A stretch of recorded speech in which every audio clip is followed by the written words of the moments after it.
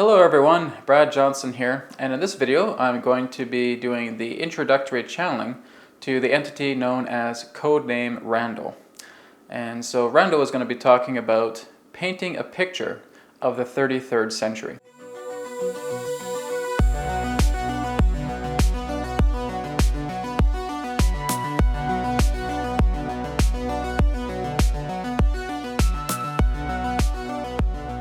Alright, so now I'm going to go ahead and bring Randall through. Now I am still very new to his energies, so sometimes there may be little bits of distortion in certain ways as I just attempt to recalibrate myself and really attempt to make sense of a lot of his energies that come through. But basically, as Randall has described it, he channels a little bit differently than Adronis does.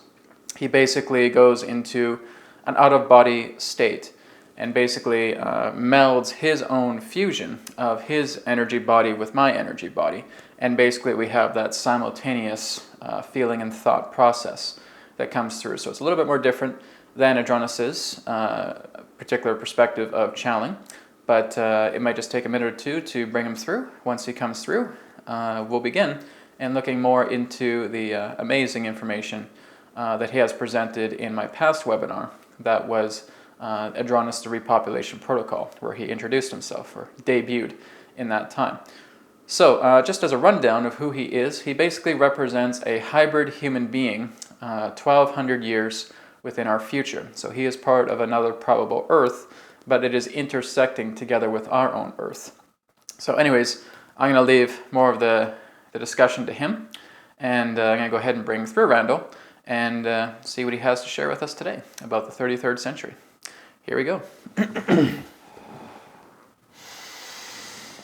All right, we'll go ahead and we'll begin this transmission now. Hello everybody, my name is Codename Randall. So again, that's just a little nickname that I like to present myself with. The reason why I've selected this name is because where we exist, we really do not have names as you term names to be.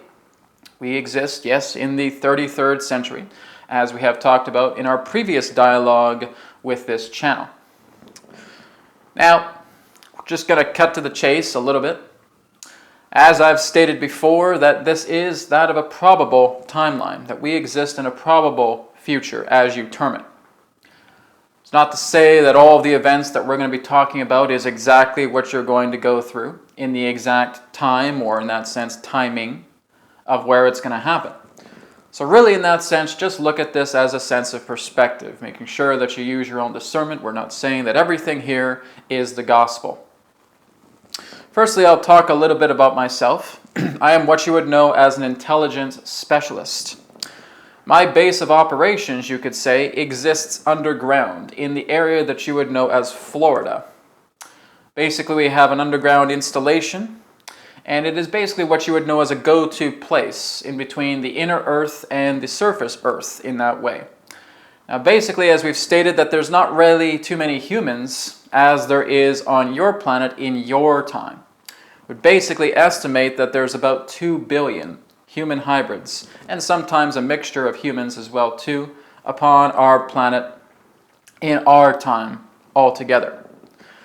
There's a lot more, I guess you could say there's a lot more sanitation as it relates to population management. Not population control. We don't like to subscribe to that idea. Basically, the aspect of children in our time is that children in that sense are very much on average 1 child per parent. So basically we have a great deal of population management. Now we think very differently, we feel very differently, we work ourselves very differently in the 33rd century as it compares to the 21st century. In the 33rd century, there's no form of education whatsoever. We're not saying that to be smartasses, but in a way we're just stating that the education in the 33rd century is more so that it is through the individual. We're not saying that there's a bunch of buildings everywhere and you need to go sit in an uncomfortable seat and stare at a chalkboard for about 6 to 8 hours a day. No, that stuff is gone. What we're basically saying is that a child decides what they want to do with their life usually around the age of 3. And because there is such a collective web upon the planet, where there is individuality, but there is also the feeling of energies, and we basically have created a science as it relates to manifestation. We call it coherency. So basically, 3-year-old children in that coherent phase basically know what they want to do with their life, and they start exploring and journeying in that way. And so they don't just learn from their parents, they wander around, and they attract certain people through coherency that they want to learn from. They want to learn how to garden, they'll attract someone who will teach them how to garden. They want to learn more about math, they will teach someone who will teach them about math, be it parents or be it someone else. It's not so much in that sense that the children are hiding under the mother's skirt or under the father's legs. It's all very, very different. So you really do not have, in that sense, what you would know as establishment that is responsible for education. There certainly can be certain groups that can come together and meet somewhere. If there is a commonality or a common goal that people want to learn more about, that certainly is available. But many children that way from our time are basically free to explore. Everything is out in the open where we exist. What we mean by that is that there's no hidden agendas. So basically you could say that empathic coherency, telepathic coherency, intuitive coherency is very much a part of our way of life. That it's not so much about feeling that you need to go somewhere or do something and feel that you need to get some certificate or some diploma or some PhD. No, none of that stuff really survives that long, and that really won't be a part of your future, especially coming up here in the next few decades. The aspects of PhDs or certifications, from our perspective, again, we don't mean to be harsh, but again, BS. Don't need it. It's not so much in the idea that you come into this world and you basically hold a certificate of authenticity and saying that I'm a human being. We got rid of a lot of the paperwork, a lot of the stuff of the unnecessities. These all just represent identity premises, and they don't need to be there. So the children during our time are basically very self-educated. They basically align themselves to the people that want to help them out. They simply attract those particular people in their reality via coherency. So that's how the children work within our time. Now basically, as we've stated, that there are many different planets that humanity has migrated to. Earth is still available to them, but mainly we would say that much of the hybrid population occupies the Earth at this time. There are certain forms, again, of installations that are more so underground. Really, on the surface, there's not much there but nature itself. In fact, many people already know how to respect nature so much that there is no more cutting down of trees. There is no more sabotaging of nature's roots. Those are left intact. Now, it is possible that if you find an open space, you can certainly create a holographic dwelling for yourself. Let's say, for example, in your time, that if you wanted to create a cabin house out in the middle of a large meadow, you could certainly do that. But it's all done through holographic technology, which means that you can turn this on and you can turn this off. It is not about, in that sense, having to cut down trees to create a log cabin that will just stay there. It really does not work that way anymore. Because the whole idea in that sense is that, yes, there's creativity. Certain people are still creating, certain people are still doing certain types of woodwork, but it is all based upon permissions. We do not see nature as a resource anymore, and we haven't seen it as a resource for many centuries. So all of that archaic aspect that relates to dwellings, buildings, homes, cutting down trees as resources, using a lot of the resources of the planet, not really having a care about where it came from, that sort of immaturity is gone. So basically the holographic technology has come to the point where you can simply turn these machines on and it feels just as real. You can feel the material. You can feel the matter as wood. You can feel the matter as rubber. You can feel the matter as plastic. All of those are there. This is basically what we refer to as prefabricated holographic technology. Basically, it creates prefabrications through a certain database. Now, basically, again, anything that would represent technology would be more so underground or above the earth, but not so much in the idea of being upon the surface.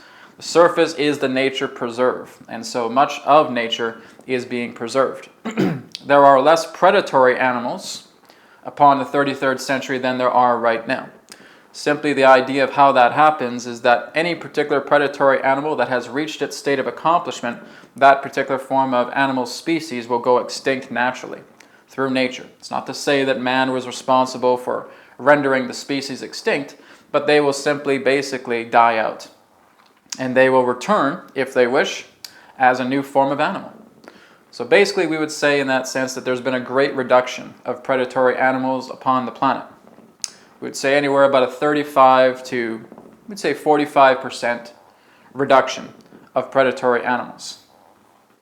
Now we have talked to this channel the previous night of his time, and he was asking about the nature of mosquitoes. But what about mosquitoes? Aren't they some type of parasitic organism? All they do is take blood, feed off it. No, you have to understand that mosquitoes have been around since the dawn of time, ever since the insectoid kingdoms have come into your planet. And basically what they do is actually quite a service. They take the DNA of many different forms of species and they ingrain that into the earth so that the earth itself can evolve herself to maintain an equilibrium as it relates to all the animals, to the sentient life upon her planet. So the blood in that sense is actually helping to become samples. So it's no more different than you would look into a laboratory, taking blood samples to purify, taking blood samples to refine the aspects of the earth. That goes into the collective intelligence of the earth, and that actually helps to assist in the health and improvement and overall well-being of all life upon her planet, thanks to those very little buzzy mosquitoes. So that again represents a service. But in the 33rd century, the idea of transportation is somewhat different. You see, we do have spacecraft that is still available. We do have other particular forms of conveyances for people who just want to travel and see the world. That's great. They want to go out and see the local planets in the star system. That's great. They want to go out to other worlds and have a blast. That's great. Basically, in that sense, there is what's known as self-transportation. What that means is that you're able to, either technologically or even consciously, are able to transport yourself from one particular point to another, anywhere you really want to go. So basically, the aspect of feeling that you need to get to and fro, as it represents linearity, really is not a factor anymore. That you're actually able to work consciously, and you can actually take a class for this as well too, as again, many people upon the planet are very coherent. We in fact basically say that pretty much everybody upon the planet in the 33rd century is very vibrationally coherent, that they start to understand their own mastery of their capabilities. What that means is that they're actually able to impose the idea of a vibrational coherency as it relates to another space-time property. They're actually able to duplicate that space-time property coherency through vividness. Through vividness, they're able to instantly transport themselves into that fold. Now, this can also be done technologically. Again, it just represents the same aspect, that everything in regards to the property of space and time holds a manifold as it relates to the degree of space-time property. And that basically this own form of device, again, if you want to use it technologically, will basically match that particular coherency so that you're no longer operating in that vibratory pattern to where you are right now, but then you'll start operating in that vibratory pattern that represents that space-time property to wherever the hell you want to go. That's how it works. So you can do this consciously, you can do it technologically, it's up to you. Whatever you feel like doing. But as we stated, there are teachers that can teach you how to become vibrationally coherent, that can actually help you to transport coherently from one particular space in point of time to another particular space in point of time. This is again what we refer to as vector mapping. This is why, again, we do not follow the aspect of time as you call it, because time actually represents a trajectory. So basically, in that sense, as you travel through space, you travel through time. As you travel through time, you travel through space. They're relatives. And so the whole idea is that there's really no difference, which means that if you are actually traveling ahead many, many years in what you would term as the future, you're actually utilizing that in regards to a trajectory count, which that basically means that there is distance. So there's distance as it relates to time frame. There's distance as it represents space frame. So this is again how they correlate together. It's the yin and yang in regards to the properties of how this function of reality operates. So that's again what we are able to work with, do on a daily basis. If I ever wanted to go to Jamaica, from here underground the installation, all I got to do is just coherently align to that vibratory pattern. Through an astral body state, I can already feel myself starting to put all my feet in the sand in Jamaica. Now all I got to do is put forward that intention and bam, presto, kazam, whatever the hell you want to call it, bam, I'm here in Jamaica. That's all it takes. It's vividness. That's how you teleport. You need to become vibrationally aware of the property that you want to align to. You feel its vibrational coherency. You feel everything as it relates to reality. And then you transport to it. Pretty fun. It's a hell of a time. And this is something that you'll eventually understand. This is something that's going to be becoming more available to people in your times ahead. You're going to come forward to understanding that everything as it relates to space and time are indeed relative, but it's also representing trajectory. It's representing vector mapping. This is how your own teleporters are going to start to work. They will start to have vibrational maps, coherency grids, in regards to certain particular points within space-time that they can replicate in duality, in reality itself. And you'll be able to replicate that through a device utilizing certain forms of advanced quantum computing, and you'll be able to teleport yourself from one point to another, just like that. Because it's able to measure its own quantum coherency through something like an interface with quantum computing. It's quite simple shit, actually. But again, we're just being amusing for you. And again, that's more so about the transportation aspect relating to our reality, 33rd century. Now basically, we've come a long way. We're not ones to say that we are dabbling too much with the idea of sanitation of timelines. That's not really our degree. Not my degree anyways. My degree is more so in the idea of the collecting of intelligence, which basically means that we just look into the idea about how other systems operate, how other civilizations operate, where we've been, where we've gone, where we're headed. That's basically my own intention. I'm not basically being any kind of wisdom teacher here like Adronis. Adronis is again different. He basically is just able to access all these things in the magnificent way he does. My intention here is just be able to share with you the idea in that sense about how we do certain things here in the 33rd century. May discover that the conduit himself right now is delivering a bit of an accent, well, because this is because of our blending. So basically you could say that right now, directly in front of him, there's me in the astral body. Here I am, transient body. Transient body where there's a hookup, there's a cord tethered to his own navel chakra. And that's how we're actually being able to have this conversation in this type of blending. Now again, if I'm just giving more different points of view as it relates to the 33rd century, there's no more war. War is a thing of the past. There's a lot of peace on our planet, but again, we still have challenges. We still go through certain things, and really the challenge is, how can you better yourself? How can you continue to make a contribution to the collective whole? Because sometimes some people may still feel that they are stranded into the idea of not being able to use this energy that represents their own creative force appropriately. We basically call those hard people. Call them bricks at times, cement blocks. Not to make fun of them, but just to give the idea of saying that, hey, look what you're creating here.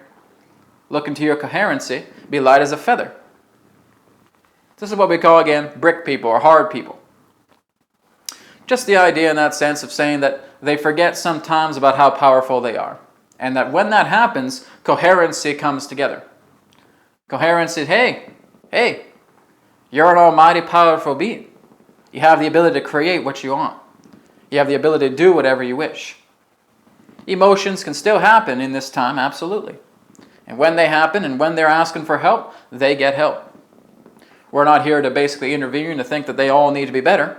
In fact, we leave them alone for a time and knows that the universe is going to give them samples of the mirrors that they're producing and generating back to them. and saying that when you need help, help will come. So there are emotions. There are times where people are not too sure about what they want to do with their energies, and that's okay. Not everybody's going to know 100% for sure. But again, there will be reminders. Because again, everybody's unique soul here, but we all work monadically. We all work collectively. We're a lot more aware of each other in this time than where you are right now in your time. Well, what about offspring? How do offspring come together? Is it true that offspring itself is delivered the natural way? It can be, if you want. Basically, you don't even have to have a partner. All you have to do is go to one of these installations underground. You want to have a baby, you'll have one in a few minutes. It's all a different part of genetic organization. Being able to tap into the genome itself and replicate the aspect of a version of yourself. If you want to have it mixed into different qualities as it pertains to male, female aspect in that way, you can. And within that time, within a birth chamber, it's basically ethereal in nature, more of a crystalline structure, the baby is produced, like a temporary incubation. You basically are able to see this aspect of time accelerated and seeing this baby born into birth chambers, the aspect of the crystals. The chrysalis chamber now starts to open. You got yourself a newborn baby. That only took a few minutes in your time. According to the aspect of how the baby itself was nurtured, basically 9 months, just as usual. But again, there was that acceleration of time. Very similar to the beings that you would refer to as the Zadans or the Greys, how they did it. Very similar to how it can be done.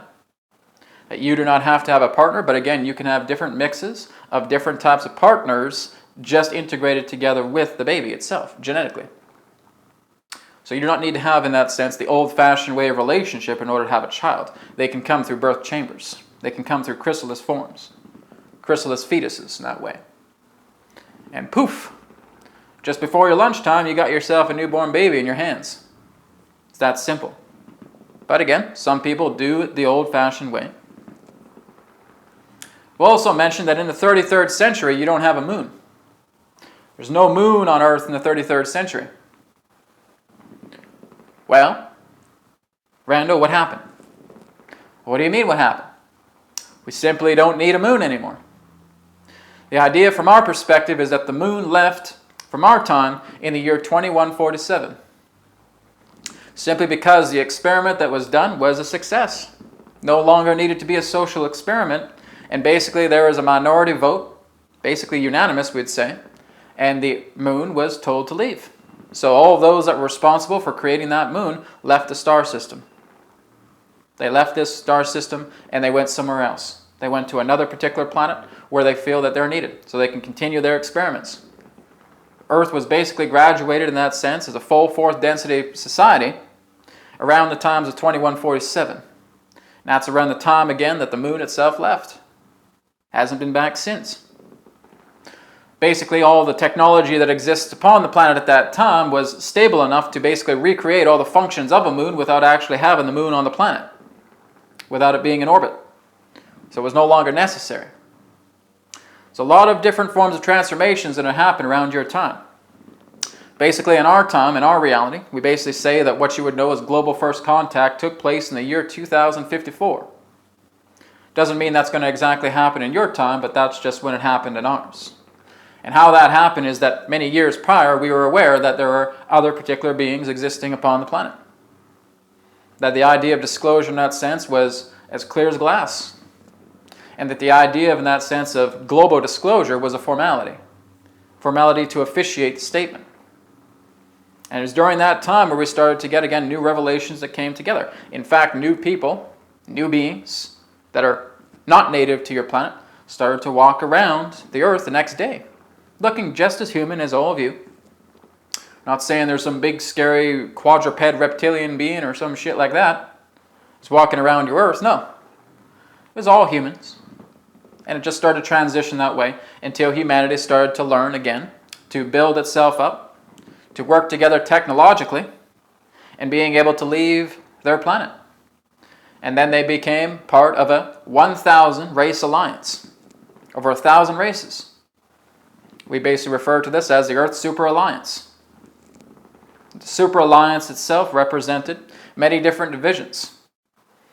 So you had, again, a lot of other different divisions that represented scientific discovery. Some of it even was somewhat militaristic in that way. Some was explorer class. There were other different types. But the military in that sense was simply in regards to defense. It never created an offense. But nonetheless, it was available. We don't really have that anymore. Not where we are in the 33rd century. So there's no need for weapons. It's all about coherency, as we've talked about. So again, these are some of the timelines in regards that intersected together with us. Like we said, we don't really use your calendars. We do our best because, as we've stated, calendars suck. They're not accurate at all. They're just part of distortions.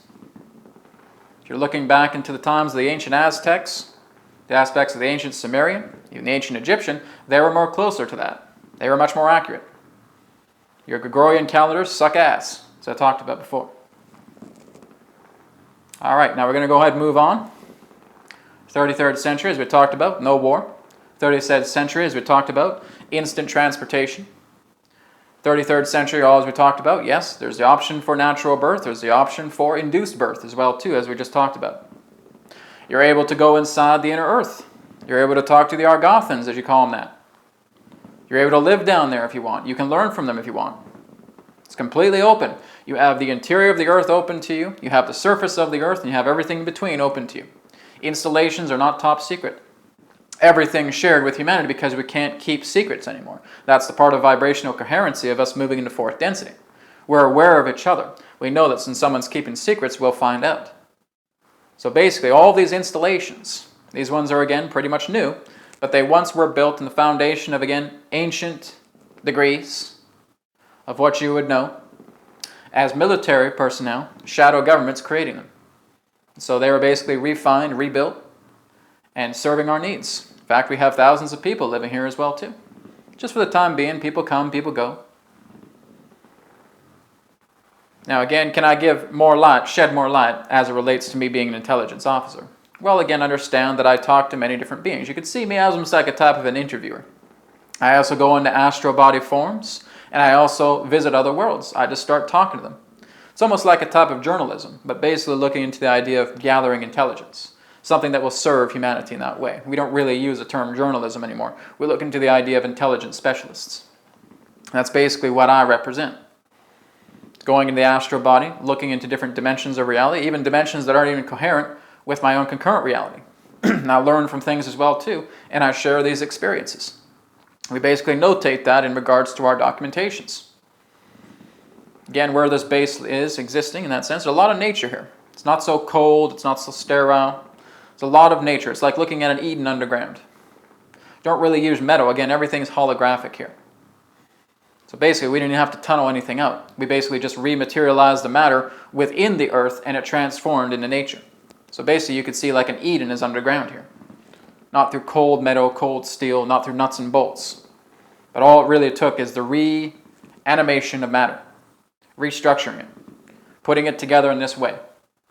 And that's how we function. That's what this base represents. This base is all about gathering intelligence. Many other different things that happen here as well too. Certain forms of scientific experiments that are happening as well. Representing different forms of dimensional conveyances. Developing spacecraft as well too happens here. There's also a lot of aspects of philosophy. There's even meditation forms here as well too. People just getting together and meditating. You can even just live here.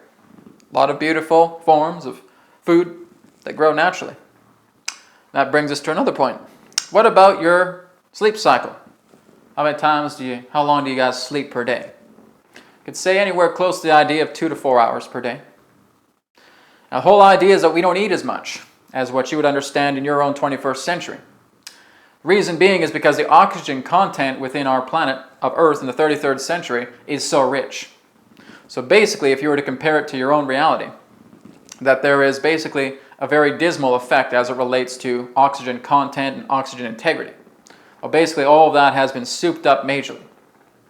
So basically, you could say that you could eat the equivalent of a being and the equivalent of a bean and be stuffed, simply because of the oxygen content in that. Now, basically, if you were to come from the 21st century to the 33rd century, you probably couldn't even handle it. We'd probably need to cut that bean into maybe 1/100th of a spot, 1/100th of a split, and then being able to have that. We're exaggerating a little bit. But we'd say we'd cut the bean in half, or maybe a quarter portion for you, because it'll really fill you up because of the oxygen content within it. Earth has been basically more pure than it ever has been in the 33rd century. Basically, you could have what you would know as a 26 to 27% oxygen increase as it relates to the content, the circulation of oxygen that goes between the north and southern poles. How did this happen? Simple. All you did is create these processors. You put these processors in the middle of the Atlantic and the Pacific Oceans, and they start converting the aspect of H2O into oxygen. You start using the sea salt that's converged from that, and sea salt purges and cleanses the atmosphere. That's all you need. Fix your oxygen, fix your ozone, all you need is sea salt. All you can do to replenish more of your oxygen and get it from the ocean, use one of these processors. They reatomically arrange all the atoms contained within the ocean, and again are now distributing oxygen through the oceans. All you need is sea salt. Sea salt will replenish everything. That's all it takes. That's why there's so much salty ocean here.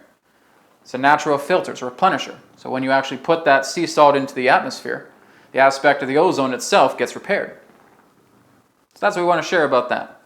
That our food is very, very prolific as regards to oxygen content. You don't really need to eat that much. Very little per day. Now our species, in that way, our hybrid civilization here on Earth, very accustomed to the food. But again, we eat very, very little.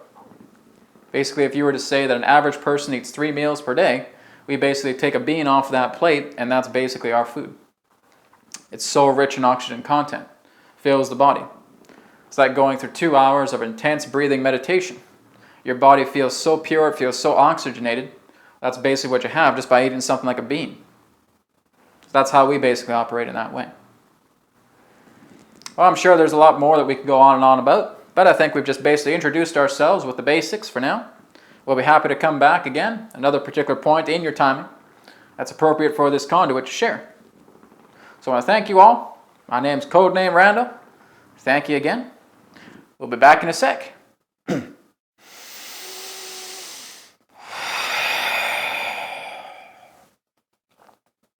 I absolutely love this personality. It's so great. Has that kind of southern accent. It's great. And again, it's just me being able to work more with his energy. But he's just a really, really loving guy. Just very funny, great joking, and I love the guy. So I'm looking forward to doing some more videos with him. If you guys do have certain questions that you'd like to ask for Randall as well too, he's not going to be available in private sessions right now because I am just still calibrating, and he basically wants his message to be more conveyed to the collective. But if you guys do have some questions, you can put them in the comments section below, and I'll see if I can retrieve some of them and make that into a future video as well. But very fascinating guy, very fascinating hybrid human. Well, anyways, thank you so much everybody for watching, and again, feel free to check out realitywhisperer.com, sessions, courses, free media, and a lot more. Thank you again, and I'll talk to you again in the next video in another perspective of the now. Take care, namaste, and may it be well with you. Goodbye.